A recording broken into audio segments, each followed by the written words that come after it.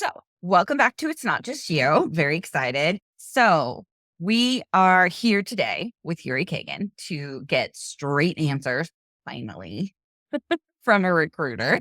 And Yuri has worked as the recruiter for over 10 years, but has recently relocated with his hubby and gorgeous daughter to the south of France. So, he's free to say, and not that he wasn't, like, if you watch the one we did of this like late last year, it wasn't like, even though he was still working for Wells Fargo, he wasn't telling the truth, but we get even like more unfiltered today. So this is going to be exciting. Okay. So without further ado, Yuri, do you have anything you want to say before we start peppering you with questions? No, I'll just say like mainly I'm just job coaching now. So I'm helping people figure out their lives, like career transitions, the market. My career worked with kind of everybody, a lot of product managers, program managers, designers, kind of a little bit of everything. Some people that work in investment things, not a lot of strategy of all sorts. I have a little executive search. So I work with a little bit of everything. And the best part about now is I can be as honest as I want to be.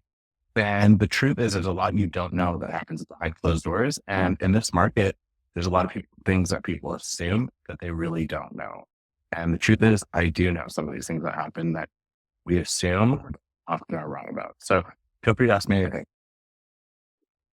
All right. Can you kill the AirPods? I think we're getting like Yeah. quality sound. Yeah. I think if we just go native and the upside to that is that when Sonia goes ape in the background, his daughter, then we'll get to hear it more. So it'll be great. Okay. So we got lots and lots of questions.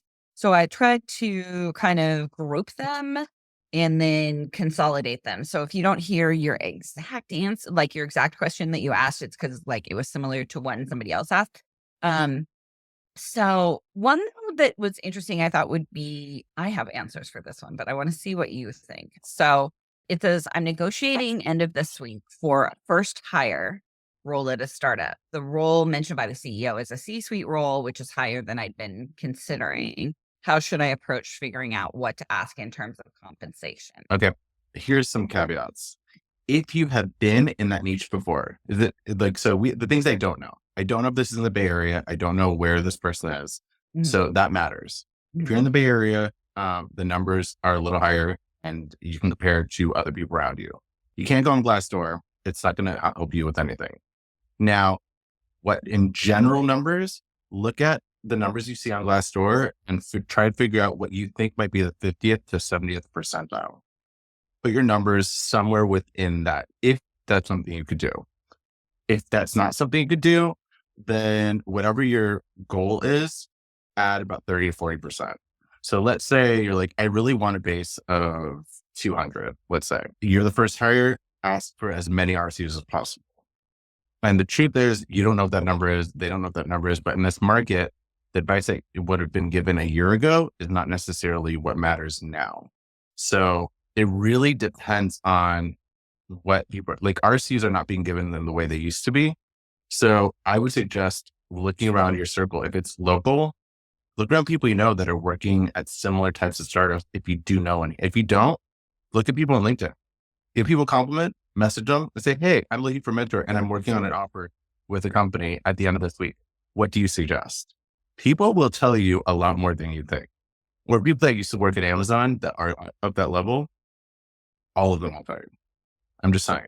It ask and you will receive. Insider information on this. I do, but the truth is, what happens is when people get to a certain level and after they leave, they become a lot more loose lipped. And so that's a good way to figure out your numbers. But essentially, what I would suggest is whatever you think you should be getting, add about 30%, but don't put yourself. If you can assume what the 100th percentile is, don't put yourself at the 100th percentile because you'll never get those numbers. Does that make sense? So if you've already been in this niche before, you are more likely to get the higher number. If you've not, then you really have no way of, you have nothing that in that negotiation that gives you that power to ask for something. So for example, I was working with a creative company. Let's say it was all design oriented. I worked with designers most of my career. So that gives me a little bit more power to negotiate higher numbers because I know what I'm talking about. I know that arena. And the way Silicon Valley works, if this is in Silicon Valley, for example, once you're in a niche, that means you can go a little higher. So let's say you've worked in fintech before, this is a fintech company, then you can ask for much higher numbers. If you've not, and this is a new niche for you, then unfortunately closer to 50th to 70th percentile is what I would aim for. And I think, having been the first or one of the first of a couple hires at a startup before, you're going to have the challenge of, it may just be you get paid whenever they planned, right? Whatever gives them runway. And so you need to be open to that. And then the only thing that I saw in this question that gave me pause is, what should I ask for in terms of compensation? I think you should ask, what are you planning to pay? Because this is where women in particular are constantly going to undervalue themselves or think, I need to give them a number so it's an easy yes for them. Oh, How we get into those roles and not be making enough. I have one other caveat here. And so depending on the state you're in, if this is in New York or in California, there are transparency laws where they have to tell you a range. Now, in this market, you'll notice on LinkedIn, a lot of people are not using those numbers. They're not talking about pay ranges for some reason. Past 6 months, people just have stopped mentioning pay ranges in their posts. That's not legal. So the thing is, if someone is working on a startup, their chances are they don't know what their pay range is and they're not going to tell you. But if you ask, especially if this is in the Bay Area, for example, they have to tell you. If it's in New York, they have to give you a range. So if they're at the point where they're hiring you by number 2 or 3, whatever, they already have a number that has been allotted. Now, whether or not it's actual numbers they can live on versus RSUs or whatever, that's a whole other conversation. But ask the range before you ever give a number. And if you're working with a recruiter or some third party, like sometimes these things are negotiated through a third party, they already have all those numbers and they can easily give it to you. And honestly, I would be very direct if you are working with a recruiter to get those numbers. Say, I need to know the range before I give you any numbers. It is completely okay to do that. Yeah. Kelly, you had a question? Yes. So thank you, Yuri, for that insight. And a lot of time I do see the range I'm in the Bay Area. I do see the range in the LinkedIn post, but like the range are ridiculously big where it could be like range from like 70 to like 100K. So I guess like in that situation, I'm very curious, like where at which point, like a lot of time where I remember in my last job search where like they would tell you that they kind of ask me like, where do you fall in that range? And I usually tell them like very vaguely, I'm actually on the higher side, just kind of like a way to, I guess, like protect myself. Do you have, I guess, like, how would you answer a question like that? I And think that there is no Band-Aid or like a way to like, so there's a truth of what people can tell you and what they're not going to tell you. So usually in that range, there's an allotted amount. So let's say it's corporation. They have an allotted amount to pay, which is why they have to post that range. Then what will happen is a few days after they post it, their executives might go, no. We're not paying that range. We're actually looking to pay the 50th percentile. They won't tell you that. But if you're working with a recruiter and it's a large company, that recruiter will tell you, oh, this is out of our budget. If they're a good recruiter. If it's someone who doesn't know what they're talking about, you can tell within about 20 seconds of a conversation. They may not know. They'll just take information and they'll just nod. Someone that if they're blankly nodding at your numbers, then that's weird. Usually they'll give you some sort of coaching response to what you're saying. Almost everyone in the Bay Area almost always puts themselves at the 100th percentile. They almost always put themselves at the top number. My suggestion is put yourself slightly lower. So let's say it's 70 to 150. Let's say that's the number. I would put myself to say, oh, I'm looking for a base of 140 or 135. Because what you're saying is you're not saying your full number. You're just saying, I'm looking for a base, but I don't know what your compensation package is. Make it very vague, but give a number at all times. Always give a number, but keep yourself vague. Say things like, I'm looking for a base of around, but leave it very open-ended. I'm open for negotiation. It really depends on the role. I haven't interviewed, so I really don't know, all the nuances of it. So keep it open-ended, but always give a number. Okay, cool. Thank you. Cool. Okay. So there's negotiating comes up a lot. So now I want you, as you're telling people to go a little below, that remember that you are speaking with women who tend to undervalue themselves. And so Yuri has his own marginalized identities, but he's also speaking from a white male perspective. So let's just So, but he's going to give you the straight talk. So, some of the questions that came in are really like kind of around what Hill was talking about. So, one I think is like, what are other things that people negotiate beyond stock and salary? Like, how do they get creative in like really trying to build a good package? What's your advice there? Well, in this market, creativity with packages is very difficult. And so the creativity we would use even a year ago or even during COVID, you can't be as creative as you used to be. So my suggestion is if people have an offer from them, male or female, or whatever they identify as, really, you kind of have a narrow option. So there aren't that many trap doors at the moment. That said, I will say in my experience of hiring, maybe 300 women over the past 12 months in the current market, I would say maybe 5 were very clear and specific about what they're looking for. And they got the numbers exactly what they asked for. So the moral of the story is if you don't think that, let's say they are offering a bonus and it's very vague and you don't think you can get that bonus, most people in the Bay Area or New York, usually women, always ask for a higher base because they think they're not going to get that bonus. But the thing is, sometimes that bonus is actually what pays your bills. So depending on the company, if it's like a large bank or something like that, or like an Oracle situation or something like that, I would ask for the bonus. The bonus is going to be good. That's your trap door. The bonus is what's going to get you more money because sometimes your bonus is 50 to 100% of your salary. They won't tell you that. So sometimes they'll just say, oh, what kind of bonus are you looking for? 10%? Oh, cool. And then they'll talk you into that number. Instead, just go, oh, what are my contemporaries getting bonuses? Like what are those numbers? They can tell you that. They can't tell you their salary, but they can tell you some of that information. So it's okay to be inquisitive and say, I don't know. I don't have an answer right now. Don't ever give an answer right away. So the moral of the story is when you're negotiating, ask questions. Yeah, I'm looking for around blah, blah, but I really need to get to know your company and understand what the packages are. And then in that conversation, you might find some trapdoors talking to recruiters or other people on the team. What will happen is sometimes some people will add extra days off. Some people it depends on the higher up you are, the easier it is. Executives can negotiate more. If you're going for an executive type of role, you can actually say, I'm looking for 100% bonus. Companies do it. They will lie and say they don't do it. But I am 100% sure that many executives are making 80 to 100% of their base as their bonus. And they'll tell a lot of women to accept 30 to 40% on a high level. Now, if you are like mid-level, mid-career, totally different. But either way, I would ask, what about RSUs? Can I get some RSUs? And I'm looking for, a certain amount of RSUs or something. Like you can say a mix RSUs with a bonus, but be very direct and say, whenever they have a number, whatever that number is, I'm looking for bonus with a mix of RSUs and whatever it is. Be very direct and ask for it or say, this is what I need.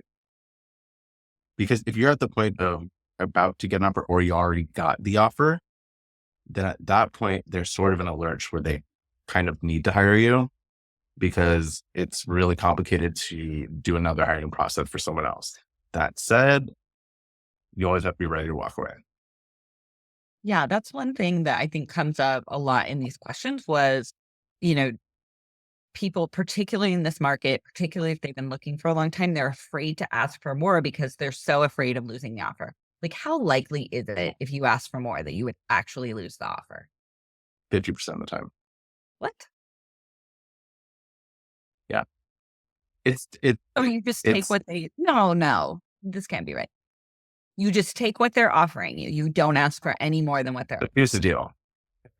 In this market, it's really volatile. And so what happens is in big corporations, when a job gets posted, literally 3 days later, their executives will completely change the game, lay off half the group that was hiring and do all sorts of weird things, right? And so what will happen is by the time they hire for that role that's been posted for 3 months, they're actually not looking for that senior person. They're looking for someone much lower on the totem pole or vice versa. But they don't want to change their posts because that's a lot of red tape internally, which means they lose that head count. And so what happens is once they get towards that offer, if that person says, you know what, I don't want this, I want more, all of a sudden they go, we never really had budget for this in the first place. And so it becomes a really strange environment. That said, if you're an executive with high level, the numbers are there. The money is there. You can ask for more stuff. You can go back and forth and you're very likely to get it. On a lower level, like let's say someone that's five years or so in their career, that's kind of where you're at the cusp where it's hard to walk away from stuff. You also don't want to come up desperate. So people can smell your desperation. So the thing is, the first numbers you ever give them in your screening is what all HR leans on. So you actually negotiated before you realize you're negotiating. That's the part that people don't get. Negotiation is not at the end. It's at the very beginning of your conversation with every company. So if you're using that concept, then at the very beginning, you are already learning how to negotiate with that company. So by the time they gave you that offer, the offer is the way you want it, or at least close to it. And so there's no reason to say no to it, to be honest. So that's sort of the problem. A lot of people wait till the end and they think that all of a sudden they're playing ball. And that is the worst thing to do because you're creating enemies and you never know. Let's say they don't, that they reject whatever you say you're looking for at the end where you get an offer, you go, this offer isn't what I wanted. I'm actually looking for 50K more or whatever. Totally fine. That company might come back 2 weeks later with a new offer with a completely different job. I've done it. I've done it several times. So the moral of the story is the very beginning of you, when you get screened, that's when you're starting the negotiation, even if you think you're not going to get the job. Okay. And Okay. that's That what makes more sense. Because I was like, "No, we don't want to tell people this. They should," because we well, don't. I mean, I don't want to give them. I don't want to add fuel to that fire of not negotiating. But it's well, happening. right, happens. Right, but here's the thing: is people you'll get casual conversations where basically your recruiters are always feeling out for what's going on with you. Every nice conversation, a good recruiter is constantly double checking the water and seeing what you're feeling for money. And so negotiating at the very end and making it such a volatile, I need this, I need that. They should already know by that point. It should be an easy, this is what you wanted. And we just need a couple extra things. I need a couple extra things in my contract. Also things to think about. If you're losing RSUs or losing things from your previous role, be very aware that almost every company can buy that stuff out and use that as a part of your negotiation, even if it's not true. So let's say you're contracting for yourself. Let's say you have a whole bunch of stuff that, you tell them, I have a whole bunch of stuff that I'm going to lose if I take this role. Once they have the offer for you, it doesn't matter. That makes them move a little faster and make the goal is like, companies want to hire people that are working at other companies, even in this environment. Whether or not that's true is negotiable. So you can use that to your advantage. Oh, I have a whole bunch of things that I'm going to lose if I take this role, but I would love this role. Guess what? They're going to work on your offer way faster, maybe offer you a little bit more money because they think that's competitive. Oh, you know what? I just feel nice. They best this week. So luckily it's perfect. I don't have to have it bought out. Doesn't matter. You already have an offer. You already have a new job. And is there, okay, so here's another one that we got. And y'all drop your questions, add them to the doc in the link that I put in the chat. If you have those, or drop your questions in the chat, we'll answer them. Otherwise, I'm going to keep working off this list of people who pre-submitted, but like, if you're here live, I really do want to give like priority. So, all right, let's talk about one more on negotiation, and then we'll move into kind of like the earlier parts of it. So,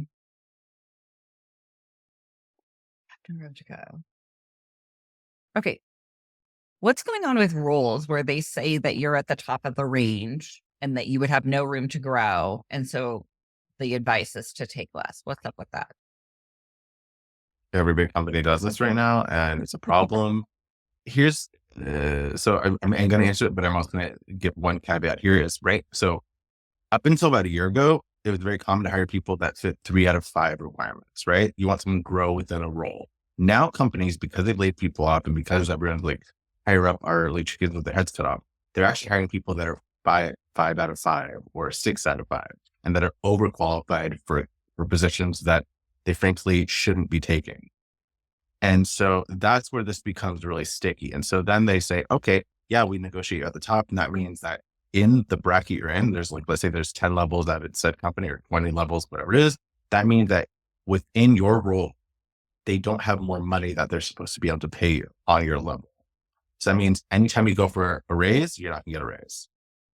But honestly, does that matter? If you plan on staying at a company for 2 years, Yeah. It's a scare tactic. And they're saying because they think you're going to stay at the company forever. But the truth is, the person is telling that to you 90% of the time, they only be at the company for 2 years. So if it's about collecting a check-in or doing something that's really cool for your career, then that doesn't matter. So if someone says that to you, you go, so cool, then let's lower it by 5%. Make them happy, whatever. But then can we increase my bonus by 5%? Cool. Because if they're telling you that, then either there might be something else going on in the company. Sometimes when they say that, that also might tell you things like, oh, we're worried we're going to have a layoff in 6 months. Who cares? Get your check. You know what I mean? So like, don't let those type of things deter you from getting the job or experience you want. And don't let scare tactics, the corporate nonsense of there's no room for growth within. It's not true. If they really want you, they can move you up another role. They can find other roles within the company. So it's just not totally true. Yeah. And it feels like if you're like, oh, well, then we wouldn't be able to give you a raise next year. And it's like, well, I'd rather just have the money now for the whole year than wait for you to tell me I did a good job and give me a raise the following year, or 2 years or whatever. But, right? Like, but let's say you're at a role for 3 years, you never get a raise. Does that matter in this environment? I would argue no. mm, It doesn't sound nice because you want to get kudos, whatever. But do you really care about getting that 2%? mhm. If you've negotiated a good salary, let's say you're in the Bay Area and you're making over $150,000 a year, you need to pay your rent or your mortgage or whatever. Getting that, $10,000 raise doesn't matter. In the big picture, your bonus or whatever other things they're paying you matter, or just keeping that job for the next few years until it's your next touch point. I would argue it may not matter, and we don't need that to be what has our self-esteem to keep our job going, if that makes sense. Right. There are other things that you can, like for me, my last job, the first year I didn't get a raise because no one else supposedly was getting a raise, which is not true. That's also. And in the end, honestly, I had a great experience. And so I don't really care that I didn't get a raise. I learned a lot about corporate America in a way that I never would have learned otherwise. And that has been really good for me professionally anyway. There are a lot of questions around ATS systems and not even getting to the first, like how it's supposed to be formatted and how it's Okay. being screened and is it even Yep. the person? Yeah. What's going on with I that? think that's for that. So a couple things, depending on the state you're in, which is California, most states, technically it's illegal for a person to not read your resume. So a lot of people think AI automatically is pushing their resume away. That's not true. It just isn't. Now, something that ATS systems have always done is if your resume has some just weird caveats that are not kosher, they automatically just disqualify you. So what was that? Like what? So sometimes it'll say like some people on their form when they're filling in their application will say like you're not 18 or over, or I have 2 years of experience or whatever it is that people click. And sometimes that automatically disqualifies you, or there's just weird nuances. Sometimes if a resume is too, like some like designers do it stylistically, they make like very fancy ones, especially if it has a picture on it. It's ATS systems don't know how to read that. So if they don't know how to read it, they just disqualify you. But it's not an AI thing. It's not about reading your resume. It's just a couple of keywords that it's been like that for years. The problem is, so when you apply through ATS system, what happens is basically first in, first out. So let's say we get 300 resumes. So it's like a pile of resumes. So you're just piling up. Even the best recruiter or best hiring manager, they're going through all this resumes. They're taking 10 seconds, reading everything really, really fast. So what happens is sometimes they have to just disqualify people because they have such a massive volume and they pick a handful out. Sometimes they go through all of them, pick what are the best ones. But the problem is when you have 300 resumes that are almost exactly the same, it becomes problematic. My suggestion is not to have ChatGPT write your resume, because what will happen is every recruiter, those resumes look exactly the same to all of them because they start to look exactly the same. That's not good. You want your resume to stand out. So the best way to get your stuff to stand out, like within an ATS system, is apply to a role. Keep your resume as simplistic as possible to make sure nothing gets denied. And also it's easy to read. Then after you've applied, email 5 to 6 recruiters at that company. Usually 2 will respond. They'll search your resume in a given ATS system. That will make it pop up in the algorithm as well. That also means that people will probably send it to other recruiters within that given company. But that gives you more opportunities to get pulled out of that stack than assuming an ATS system is like suppressing your resume, which there are ways that happens, but it's not an AI thing in the way that most people think. Does that make sense? And this is a service that you offer. Yeah. Yeah. So basically most resumes have way too much information. And so when the thing you have to remember is, especially when companies are laying everybody off, the most low level people or unqualified people are looking at resume. And so what happens is, let's say I have an extensive background with design. I look at design resume, I can look at it in 2 seconds. I can tell you exactly what they did. I know where to pass it. But you have to remember, not everyone is like me. So let's say you're a designer and, someone who's looking at resumes only worked with admin people or C-suite executives. They don't know what they're looking at. They're looking for 4 or 5 keywords. They don't see the keywords, they disqualify you. So that's really the issue, is underqualified people that are swamped and they have maybe 1,000 resumes they're supposedly looking at a day, and under skill sets that they are not qualified to be judging. That becomes the problem. And yeah, there are ATS issues, but that's one of the major issues. Other thing with ATS issues is most of them are not like, you can't do Boolean searches to search for people the way you could on LinkedIn, or there's like 1 or 2 ATS systems that lets you search for people in specific ways under topics. Like in Salesforce, you look under topics. You can't do that in most corporate ATS systems. Most of them are very clunky. They're not very well done. Most of them are proprietary. The proprietary ones are even worse. And so really it's a problem of programmers that didn't completely finish their jobs, and then recruiters that are not necessarily qualified to do what they're doing, and high level people cutting the coordinators and others that would make this all flow a little easier, if that makes sense. So do companies usually tell the candidate the value of the stock for companies that offer options? No. No, there's not They- really. they- Yeah. So the keywords, most companies, you're not allowed to talk about the stock in money. You're supposed to talk about the stock in numbers of stock. A lot of corporate wording, they will change it often. Like you get, 30,000 in stock, but you're actually not supposed to say that. They'll say you get, 1,500 RSUs. And you're like, what does that mean? I don't know what those are worth. They often are not allowed to tell you that. Recruiters are often like, it's a thing. I was like, on my last role, they changed what we're allowed to say like 5 times. So it just depends.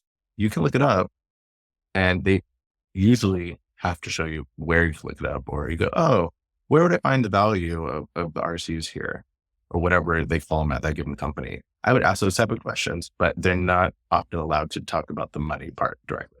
Yeah. And with options, a lot of times, so the most you can find when you're talking specifically about options, because this is like a little outside of Yuri's wheelhouse and a little more in mine. So when you're talking about options, unless you're a super senior exec or super, super early, like understanding what % this represents of shares outstanding, you're only like, if you have to be VP or above and coming in fairly early for that to even be a conversation that they're going to have. And so a lot of times you want to understand, and it used to be a question that would be answered of like the shares outstanding. What was the last strike price at the last round of funding when it was last valued, right? But the reason that those numbers don't actually matter is because so much can happen between now and then. Like, just ask for more options, but assume they're never going to be worth anything. Do not assume that I've been doing this for 25 years. At one company where my options were ever worth anything. Like, some people hit it big, and so we think that it really matters. And any company that tries to give you a value of the stock options is so fucking immature and is run by people who have no clue what anything means in the world. They're probably like have not been in the workforce very long. And so anyone who tries to tell you what your stock options would be worth at an earlier stage startup is absolutely full of shit, and you should completely ignore them. And so with stock options, I would say don't really get caught up in it. Don't make it part of like what you think you're getting, but always ask for more of them. but do not let them say, oh, well, we'll give you more stock and a lower salary. Never, never, never, never, ever, ever, ever, ever do that.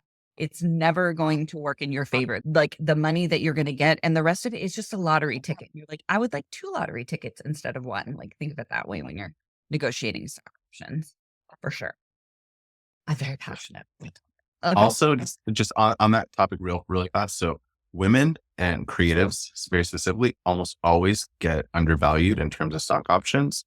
So the things to look at, for example, if you're a designer, strategist, or something like that, look at what the engineering team is getting. Sometimes there's ways to look that up there's a whole bunch of blind apps that people talk about what they're making.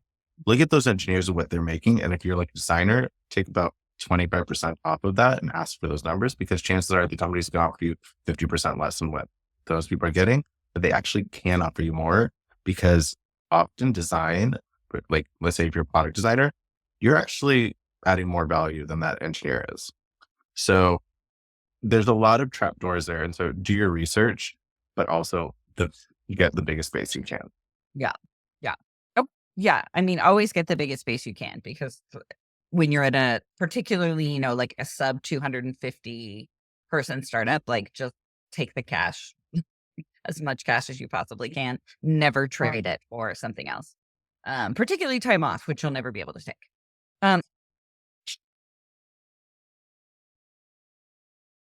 I have one question just for Yuri. Yeah. I have one question. I guess I'm just curious, based on what you've seen so far and maybe just the last 12 months, do you see more candidates are able to land or get an offer when they maybe get it through referral or just know people at the company? I guess I never really landed a job or an offer through networking. And so I just want to, and it is very, I guess, exhausting for me to do all those networking a lot of time, or even, yeah, right. And so just applying is a lot easier from my perspective. So I just want to hear your perspective. I think it depends on what we're calling networking. So referrals, in just a general referral to a company, let's say someone's in accounting and they're referring you for, product manager role, that's a waste of time. The only thing that's good for is that person can get a check for you being there for 90 days. But aside from that, that's not going to get you the job. What would get you a job is that, let's say someone's referring you onto their team, or let's say they're really high up. Like let's say it's an executive is sending you as a referral for, let's say, a lower level job. That person almost always will get at least a panel interview and often get some sort of ridiculous offer. That same person also will get that raise that they weren't going to get. So there's certain types of networking that's helpful. Like I was saying before, the best advice I have is try to everything cast a wide net, but also when you are networking, the type of networking I do suggest is reach out to every single company you apply at, reach out to 6 to 7 recruiters at that company, and many will not respond, but at least 2 or 3 will. Those will probably give you more options, because if you're worth it, then they will probably apply you for other roles or pass you off to the right people. Also, networking with staffing firms that can also be doing the same thing on the back end, because again, they love making money off of someone. So if they can make money off of you, they're going to network your information for you. But the way you get that to happen is by reaching out to those people every couple of weeks and every time you apply for something. That said, if you do see someone let's say you applied on LinkedIn and you see someone that is in your network that happens to work at that company, reach out to them and say, hey, do you know anyone on this team? Be very direct and not general. That helps. Because again, the closer you are to the person that's going to hire you, that it makes it far more likely for that networking to matter and really help you exponentially also with a higher offer. Cool. Thank you. So outside recruiters, you've done this before. Well, you worked at a staffing firm, which is a little bit different but I think you can. So we got kind of 2 questions around this. One is, if you're in a senior director, VP, whatever, do you recommend working with a recruiter? Sure. Yeah. Yeah. All right. So I've just for clarity, I've worked at a staffing firm. I've contracted for myself hiring people. Oh yeah. I've worked in-house. I've also worked with agencies. I've kind of worked with every Silicon Valley type of company there is and small startups. And so my suggestion is, especially if you're looking for a high up level type of role, reach out to every staffing firm that you can, because that's a good thing, siloed thing to have in the background. The thing here is make sure that the agencies you're working with the right part of those agencies. Like, for example, I worked around Rehab. If you're high level VP, there's only one wing that works with VPs for certain things. Or if you're creative, there's a part that's called the creative group. Or if you're in like a high level controller, there's account tabs. There's a whole bunch of different parts. So when you are reaching out to those companies, do your research on what part of that company might be right for you. If you don't know, if you search that company, let's say it's Robert Half or 24/7, search their account directors, because they're going to reach out to you if you're high level and looking for that type of role. Chances are you've been at a company where they want information as a salesperson to try to get into that company. And that will help them help you, right? Because those people want to make money and get you a role. They can get you a contract role, they get a permanent role. But I reach out, if you are in the Bay Area, I reach out to New York, San Francisco, and LA, and Seattle, all those markets, because chances are they all are working within the same kind of swimming pool of jobs. But it's a really good way to get a job that you never thought you'd get from a company that will pay you ridiculous money, because in this market, they'll pay staffing firms almost nothing and get you a really high paying job that you didn't expect. You can negotiate crazy numbers with staffing firms, headhunters, and then also do your own search at the same time. Because here's the other part is, if a staffing firm is reaching out to you, that means that that company might be hiring and they don't have that posted. Or you might find that job again through your own network after the staffing firm called you, and reach out to your own connections. Whatever works. So there was one really specific question about like, is negotiating with a third party recruiter normal? Yes. Yeah. Okay. Depends on what kind of negotiation we're talking about, but you negotiate at the beginning when you talk to everybody. Right. We established that earlier. Yeah. But that's everything. All Yeah. recruiting, all jobs, you negotiate at the beginning, and when you get your offer, you negotiate a tiny bit out at that point. But Okay. it should not be a massive negotiation by the time you get an offer, even through a staffing firm. If it is a massive negotiation, then someone didn't tell you something correctly, which happened to a lot of staffing firms. So like underqualified recruiters, they'll tell you, oh yeah, I'll get the moon, the sun, I'll get whatever you want. And then all of a sudden you get an offer, you're like, I was looking for $200,000 a year. I'm not making $30 an hour.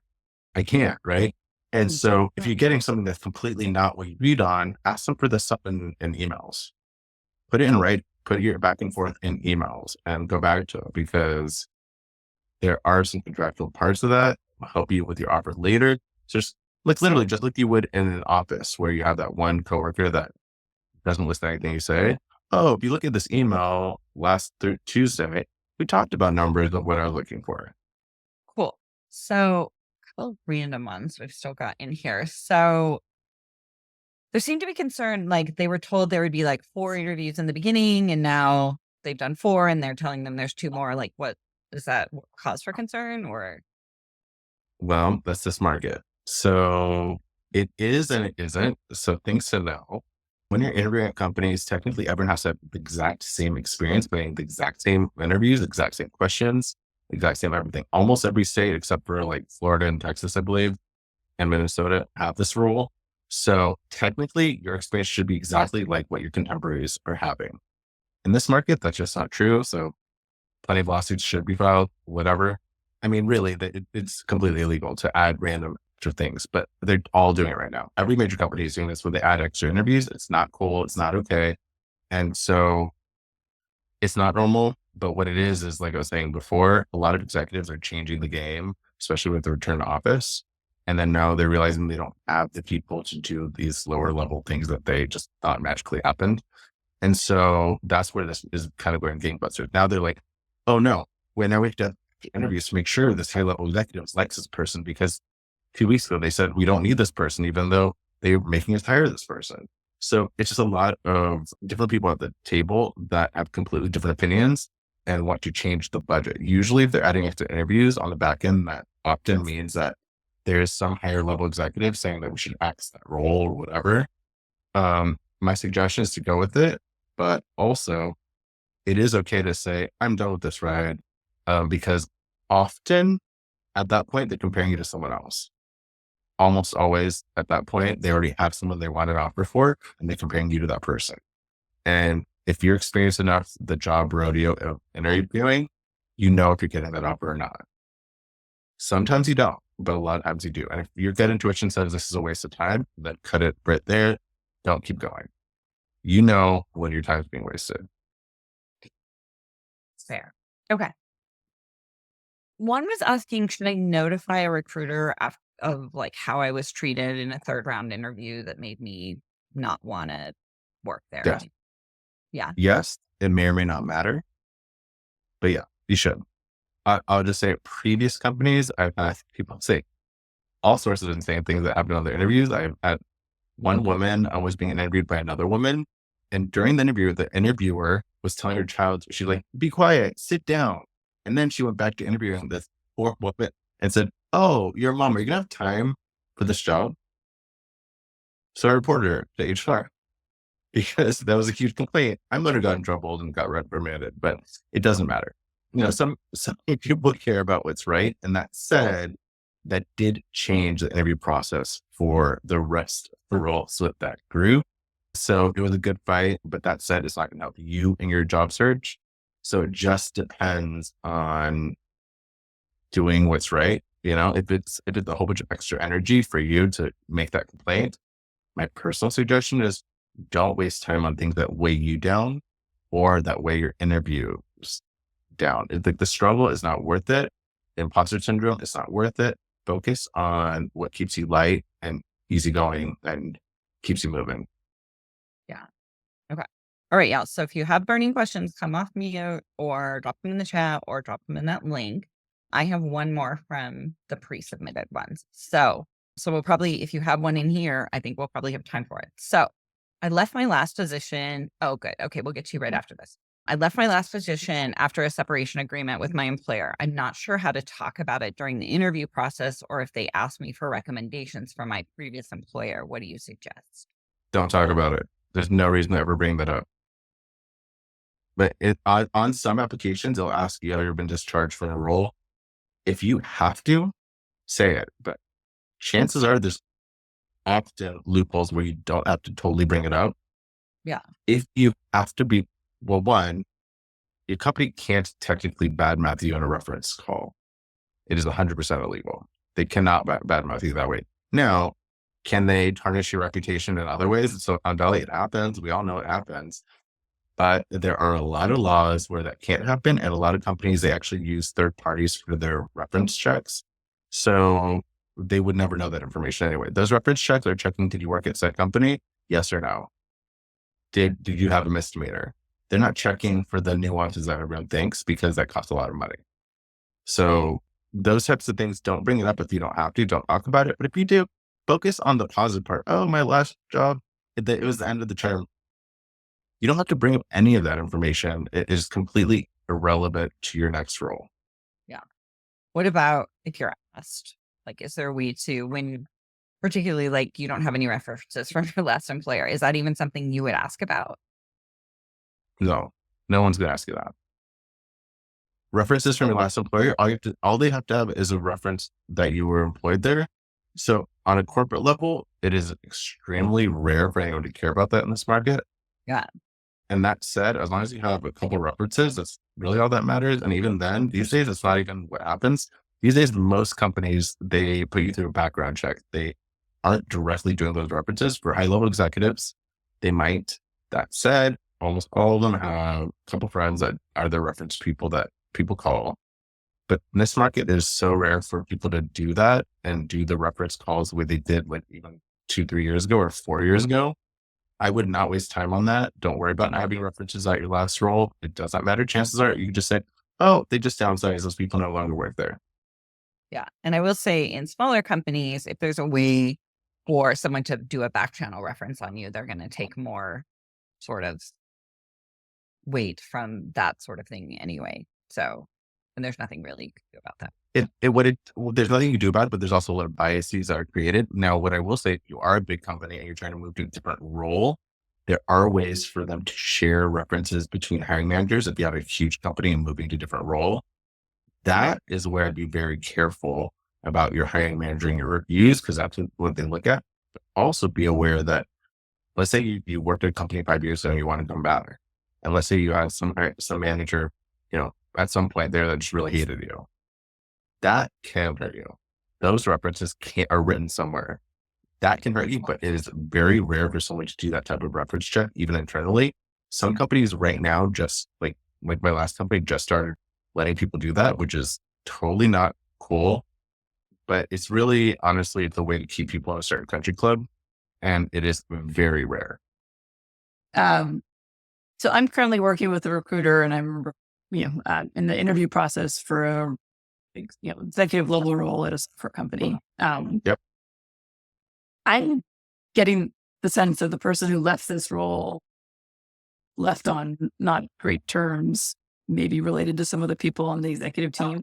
And so I just wonder if you had any advice on, like, obviously, like, talking to feel out fit and culture, but I was wondering if you could, if you thought trying to get any more information from the recruiter would be helpful. I'm sure that the recruiter knows anything, but they probably do. But they'd be like a third party to like help me. So chances are you already know the answer to that. That probably is the case. That almost always is the case. Yeah. Especially in this environment, a lot of executives leave because either they weren't a fit with whatever, or another executive hated them, or whatever it is. So I think your intuition, probably, more than the recruiter because you have more experience in those type of nuances. That said, does it matter to you?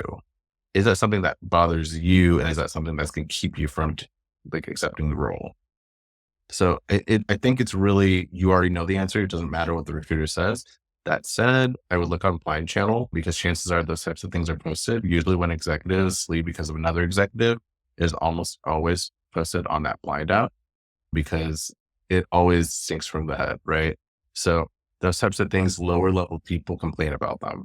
So if you go on Blind Up and you see other executives that work at said company or were at said company in the past few months, it would be visible via their LinkedIn, via Blind Apps. There's other ways to find that information. Chances are the recruiter, they're internal, they either can't tell you, but they will give you breadcrumbs. If they are through a third party, they absolutely have no idea. Why don't you reach out to the person? That's part of the reason why I know, and she gave me some hints, but she, Yeah. and it's me trying to figure out, is it our combination, or could be a fit between two people. It could have been this person entirely, and then getting into that situation could be a mess, or maybe it could be great. And the weird situation to try. You could ask her, like, hey, is there someone else that you think would be good for me to talk to? Right. And that's a really innocuous question, but she's going to know exactly what you mean. Yeah. They're also, I didn't ask that specific question. So, but that's, Yeah. You can also, because if she's not allowed to speak, she can tell you who is. Right. You can also, you can ask for informationals with other execs or other, like, their executive assistants, for example. It's not uncommon. Get that information, without getting that information, asking questions where what those things mean, where lower level people don't realize that they're giving you information that you needed. So I would ask for some informationals. Just say, if you think you're really close to an offer, they will give you informationals right away. Yeah, for whoever you want. And that will be your way of kind of getting those answers without needing to prod people too high up. Okay, this was super fun. Hopefully it was very valuable. I learned a lot, like so much, particularly about how navigating this market is so different from how we're usually navigating them. So, and we did, like, in such a short time, we just went from it being an employee market to an employer's market. Like, it just felt like overnight, it just shifted bananas. So, okay, Yuri, if folks want to work with you, what can you help them with, and how can they find you? Yep. Well, you can find me on LinkedIn. I think it's /YMKAGAN, or search Yuri, YURI KAGAN. And I'm pretty sure I'm going to be one of the first two people that pops up in most searches on LinkedIn. But the main thing that I work on is helping people repackage their lives. So, like, I help people that are straight out of college, that are, working on their portfolios, trying to figure out what employers are looking for their Substacks or their, whatever it is, or he'll help people that are 10 to 20 years in a career. They're trying to make a career transition. They don't know how to make that narrative make sense. I'll help them make their LinkedIn and their resume make sense to recruiters or people that are hiring potentially for them. Because a lot of times, when you are in a role, especially for a long period of time, you don't really think of all the things that get you to that person to understand what you do. That's what my job is. My job is helping you navigate, get through to the person that understands what you do. So essentially, I help your resume and LinkedIn and your life make sense to someone who doesn't know what you do. So Yeah. I hope that helps. It's super. I mean, it's like, it's so needed. I send people to Yuri where I'm like, they come to me and I'm like, I don't really think it's like your mindset. I think you just like, you don't know how to tell the story, and Yuri can help you tell the story that Well, like makes it make sense for other people. I also help people be very direct. So I'm very direct. It's a gift and a curse. But the truth is being really direct with what you need, and also talking about interview processes, helping people just kind of figure out how to read the room. And silence is okay. You being nervous is okay. Being neurodivergent is okay. And there are ways around it. Instead of using these things as crutches, we can use them as things to empower ourselves to get that job that we want. All right. Okay, y'all. Thank you so much for coming today. Thank you so much, Yuri, for all of the wisdom that you shared. And we'll see y'all in 2 weeks. Thank you for having me.